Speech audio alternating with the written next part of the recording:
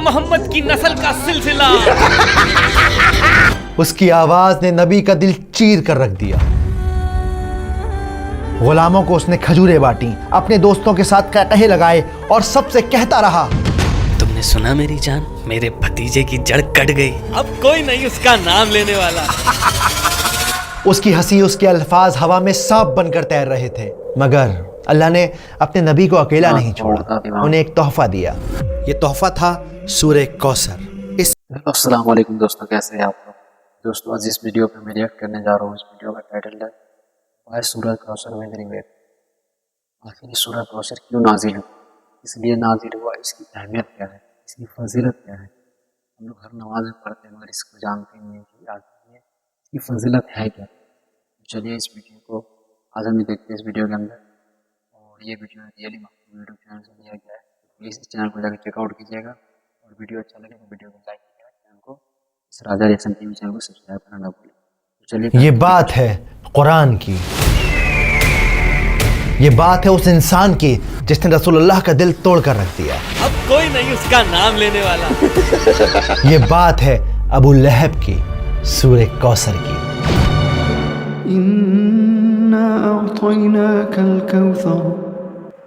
اکثر ہم لوگ اپنی نمازوں میں سورہ کوثر کو ریسائٹ کرتے ہیں، پر افسوس ہم میں سے کتنے ہیں جو اس کا مطلب جانتے ہیں. کیا ہے کوثر؟ کیوں اللہ تعالیٰ نے اسے نازل کیا؟ کیا تم نے سنا طلحہ؟ ہاں، اللہ کے نبی نے ہمیں وہ راز بتایا کوثر کا. سبحان اللہ. اور سب سے ضروری بات، سورہ کوثر کا آج ہماری زندگی میں کیا ریلیونس ہے، جانیں گے اس ویڈیو میں. بسم اللہ الرحمن الرحیم. إنا أعطيناك الكوثر فصل لربك وانحر إن شانئك هو الأبتر. سورہ کوثر قرآن کی سب سے چھوٹی سورت ہے. قرآن کی بہت ساری خوبصورت باتوں میں سے خوبصورت بات یہ ہے کہ ہر آیت کے پیچھے، ہر سورت کے نازل ہونے کے پیچھے ایک کہانی ہے، ایک سچی کہانی. اور ایسا ہی ایک دل دہلا دینے والا، دل کو چیر کر رکھ دینے والا واقعہ ہے سورہ کوثر کے نازل ہونے کے پیچھے. پہلے اسے سمجھتے ہیں. مکہ کی وہ دوپہر خاموش تھی. لوگ اپنے اپنے گھروں میں آرام کر رہے تھے، مگر اللہ کے نبی خاموش بیٹھے تھے.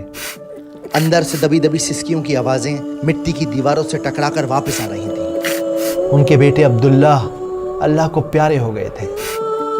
وہ ننھا سا جسم جو کل تک ان کے سینے سے لگ کر سانس لیتا تھا، اب مٹی کی گود میں تھا. مگر برابر والی دیوار سے ٹیک لگائے ایک آدمی کھڑا تھا. مجھے بھی بتاؤ ابو لہب، کیا معاملہ ہے؟ صبر رکھو اقبا، صبر. یہ آدمی اور کوئی نہیں بلکہ رسول اللہ کا چچا تھا. اندر سے آتی ہر سسکی اس کے چہرے کی مسکان بن رہی تھی. اور پھر وہ خوشی سے چلایا، بطیرہ محمد، بطیرہ محمد. ختم ہو گیا محمد کا بیٹا، ٹوٹ گیا محمد کی نسل کا سلسلہ. اس کی آواز نے نبی کا دل چیر کر رکھ دیا. غلاموں کو اس نے کھجوریں بانٹی، اپنے دوستوں کے ساتھ قہقہے لگائے اور سب سے کہتا رہا، تم نے سنا میری جان، میرے بھتیجے کی جڑ کٹ گئی، اب کوئی نہیں اس کا نام لینے والا. اس کی ہنسی، اس کے الفاظ ہوا میں سانپ بن کر تیر رہے تھے. مگر اللہ نے اپنے نبی کو اکیلا نہیں چھوڑا، انہیں ایک تحفہ دیا. یہ تحفہ تھا سورہ کوثر. اس سورت میں اللہ نے اپنے نبی سے کہا کہ اے نبی، آپ فکر نہ کریں، ہم نے آپ کو کوثر عطا کی ہے، تو بس آپ عبادت کیجیے اپنے رب کی. اور وہ جو آپ کو بار بار بطیرہ محمد، بطیرہ محمد کہتا ہے کہ محمد کی جڑ کٹ گئی، نسل کٹ گئی، اصل میں ان کی نسل ختم ہو جائے گی. اللہ کے نبی کے چہرے پر مسکان آ گئی. دن ڈھل گیا. ابو جہل بے وقوفوں کی طرح ہنستا رہا. اسے کیا خبر کہ اللہ نے اسے جیتے جی برباد کر دیا. نسل کٹ گئی. تو میرا خیال ہے کہ ابھی اس لمحے اب اس بات کو اپنے دل میں اتار لیجئے کہ سورہ کوثر کو آپ اس لیے ریسائٹ مت کیجیے کہ وہ چھوٹی سورت ہے، بلکہ آپ اس لیے ریسائٹ کیجیے کہ اللہ تعالیٰ نے وہ ایک تحفے کے طور پہ ہمارے نبی صلی اللہ علیہ وآلہ وسلم کو دی ہے، تاکہ انہیں یہ احساس دلایا جا سکے کہ ان کا اسٹیٹس اتنا ہائی ہے، اتنا ہائی ہے، ان کا مقام اتنا اونچا ہے کہ اللہ سبحانہ وتعالیٰ خود انہیں تسلی دے رہے ہیں، ان کو کنسول کر رہے ہیں. ابو اروا، سنا تم نے؟ اللہ نے نبی کا مقام اور اونچا کر دیا ہے. تو پہلی آیت ہے انا آتینا کل کوثر. تو جب قرآن میں انا کا لفظ آتا ہے تو اس کا مطلب ہوتا ہے کہ کسی بات پہ زور دیا جا رہا ہے. تو اس پہلی آیت کا مطلب ہے کہ بے شک ہم نے آپ کو کوثر گفٹ کی ہے، عطا کی ہے. اب کوثر کیا ہے؟ ایک حدیث میں آتا ہے کہ کبھی نہ ختم ہونے والا موتی کے کناروں کے درمیان جنت میں بہنے والا جھرنا ہے کوثر.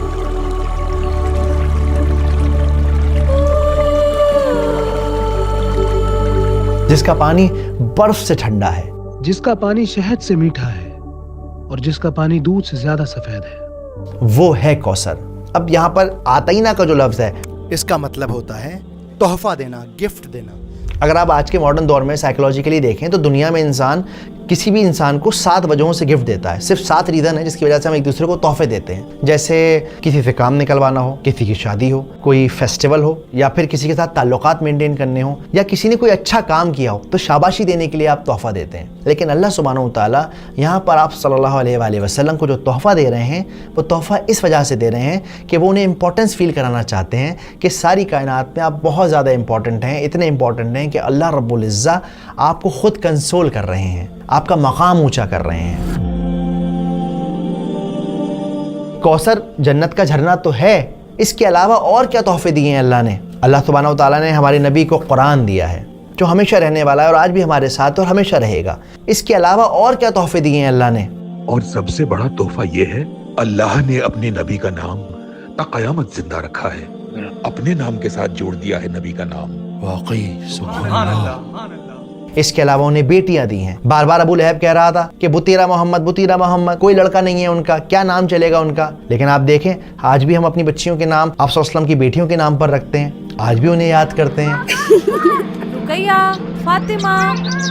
اس کے علاوہ اللہ سبحانہ و تعالیٰ نے آپ صلی اللہ علیہ وسلم کو صحابیوں کو تحفہ دیا جو ان کے ساتھ کھڑے تھے، جنہوں نے اپنے جسموں پہ چوٹ کھائیں صرف اس لیے کیونکہ اسلام حق کی راہ تھی، کیونکہ نبی کا پیغام تھا. تو انا آتینا کل کوثر. اگلی آیت فصلی لربک وانحر. تو اب جب ہم نے آپ کو تحفہ دے دیا ہے تو آپ کو کیا کرنا چاہیے؟ آپ کو چاہیے کہ اپنے رب کی عبادت کریں اور قربانی کریں. دیکھو جنرلی دنیا میں 2 طرح کی عبادتیں ہوتی ہیں. ایک ہوتی ہے پرائیویٹ عبادت، ایک ہوتی ہے پبلک عبادت. پرائیویٹ عبادت کیا ہے؟ نماز پڑھنا، تہجد پڑھنا. پبلک عبادت کیا ہے؟ قربانی کرنا، اس کا گوشت لوگوں میں بانٹنا، لوگوں کی مدد کرنا. تو اللہ سبحانہ و تعالیٰ اس آیت کے اندر ان دونوں عبادتوں کا ذکر کر رہے ہیں. اب یہاں پر یہ جو ونحر کا لفظ ہے اس کا مطلب ہوتا ہے قربانی دینا. اسی لیے عید الاضحیٰ کے دن کو یعنی کہ بقرعید کے دن کو یوم النحر بھی کہا جاتا ہے، یعنی قربانی کا دن. تو فصلی لربک وانحر، عبادت کیجئے اور قربانی کیجئے. اور تیسری آیت ہے ان شانیک هو الابتر. اسکالر کہتے ہیں کہ جو شانیہ کا جو لفظ ہے، شانیہ اس کا مطلب ہوتا ہے دشمنی، لیکن ایسی دشمنی کہ انسان اس کے اندر اپنی عقل کھو دے، اس کا دماغ کام کرنا بند کر جائے. اب آپ نوٹ کریے اللہ کے رسول کے گھر میں ایک انتقال ہو گیا ہے، لیکن یہ ابو لہب یہ مذاق اڑا رہا ہے، مٹھائیاں بانٹ رہا ہے. اس کی عقل نے کام کرنا بالکل بند کر دیا. ایک انسان کی جو بیسک ہیومینٹی ہوتی ہے وہ اس کی عقل کام نہیں کر رہی. اس کی آج کے دور میں مثال ہے جو اسرائیل کر رہا ہے، چھوٹے چھوٹے بچوں کو مارنا، بوڑھوں کو مارنا، لوگ کھانا لینے آ رہے ہیں انہیں ختم کر دینا. تو یہ شانیہ کا والی نفرت ہے، ایسی نفرت ہے جس میں انسان کا دماغ کام نہیں کرتا، وہ اپنے غرور، اپنے جنون، اپنے ایگو میں رہتا ہے. تو اللہ تعالیٰ کیا کہتے ہیں؟ انا شانیک هو الابتر. اور یہ لوگ جو آپ کو کہتے تھے کہ آپ ابتر ہو جائیں گے، آپ کا نام نہیں چلے گا، کوئی آپ کو نہیں پوچھے گا، وہ خود ابتر ہو گئے. وہ جس کی جڑ کٹ گئی، جس کی نسل ختم ہو گئی، جو برباد ہو گیا، جس کو کوئی پوچھنے والا نہیں ہے. اور جو اس بات کا ثبوت ہے کہ رسول اللہ کو ساری دنیا جانتی ہے اور ابو لہب کو ہم لوگ جانتے ہیں لیکن لعنت کے ساتھ اس کا نام لیتے ہیں. لیکن آج اس صورت کا ہماری زندگی میں کیا ریلیونس ہے؟ کیسے ہم اس صورت کو اپنی زندگی میں اتار سکتے ہیں؟ دیکھیے آج بھی اکثر ایسا ہوتا ہے کہ ہم پریشان ہوتے ہیں نا تو لوگ تانا مارتے ہیں، 4 لوگوں میں بیٹھ کر مذاق بناتے ہیں. ایون جب گھر میں بیٹیاں پیدا ہوتی ہیں نا تو اپنا ماتھا پیٹ لیتے ہیں. انسان اس طرح کی حرکتیں کرتا ہے نا تو ایکچولی وہ ابو لہب کی راہ پہ چل پڑتا ہے. ابو لہب کیا کہتا تھا؟ محمد کا کوئی بیٹا نہیں، ختم ہو جائے گا اس کا نام اس کے بعد. اس کی سوچ یہ تھی کہ انسان کی جو نسل ہے وہ صرف اور صرف لڑکے سے چلتی ہے. ہمارے معاشرے میں آج کتنے ایسے لوگ ہیں جو اس طرح کی باتیں سوچتے ہیں, بیٹیوں کو بوجھ سمجھتے ہیں, لڑکوں سے اپنے خاندان اور نسل کو چلانے کی کوشش کرتے ہیں. انہیں لگتا ہے میرا خاندان تو جب ہی چلے گا جب میرے گھر میں لڑکا پیدا ہو جائے گا, چاہے اس خاندان کو محلے کے باہر کوئی جانتا نہ ہو, شہر کے باہر کسی کو پتہ بھی نہ ہو اس خاندان کے بارے میں, لیکن چاہیے صاحب لڑکا ہی لڑکا. تو اس لیے اس طرح کی سوچ سے بچیں, قرآن کو مطلب کے ساتھ سمجھیں, اور جب کوئی پریشان ہو تو اسے تسلی دیں, اسے کمفرٹ کریں.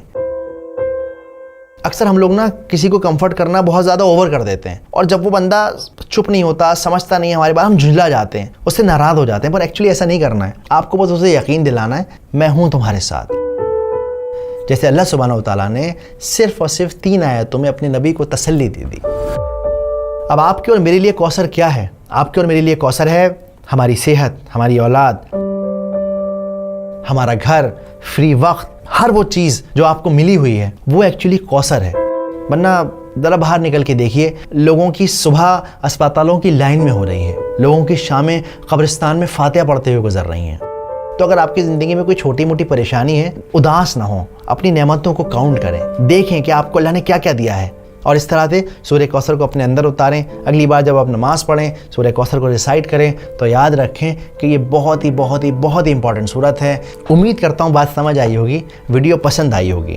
نیچے ایک لنک ہے, اس کے اندر اس پوری ویڈیو کے اندر جو بھی میں نے ریفرنسز, حدیثیں یوز کری ہیں, مولانا مودودی ہیں, ابن کثیر ہیں, جو بھی میں نے تفسیریں یوز کری ہیں اس کا لنک ہے, آپ جا کر پڑھ سکتے ہیں, کراس چیک کر سکتے ہیں. اور آپ کو بھائی صاحب کیا طریقہ تھا سمجھانے کا, کتنا بہتر طریقہ سمجھانے کا, باریک باریک چیز کا, چھوٹی چھوٹی چھوٹی سے چھوٹی اور بڑی سے بڑی الفاظ کو بتانے کا طریقہ بہتر سے بہتر, تاکہ سب کو سمجھ میں آئے.